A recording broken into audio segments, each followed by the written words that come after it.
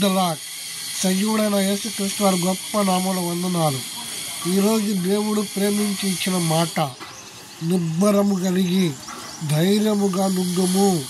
యెహోషువ గ్రంథము 1వ అధ్యాయము 9వ వచనం.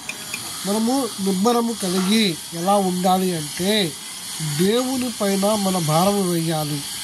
మన ప్రతి భారము దేవునితో మనం వేసి నిబ్బరముగా అంటే ఎలా? నిబ్బరం అంటే దిగులు లేకుండా, ఏ దిగులు చింత లేకుండా దేవుని పైన వేయాలి. మన చింత యావత్తు దేవుని మీద వేసినప్పుడు ఆయన మనకి ధైర్యమునిస్తాడు.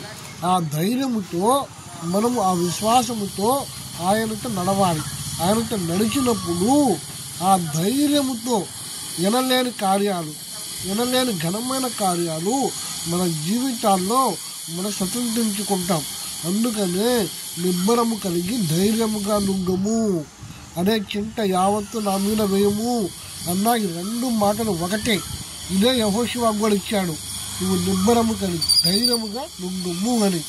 అలాగే నీ జీవితంలో నా జీవితంలో కార్యాలు జరగాలంటే మనము యావత్తు మన జీవితాన్ని దేవుని మీద భారం వేసి ధైర్యముగా ముందుకు నడుద్దాం.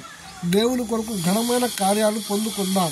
అందును బట్టి ప్రభు నామములో సమాధానం కలుగును గాక. ఆమేన్.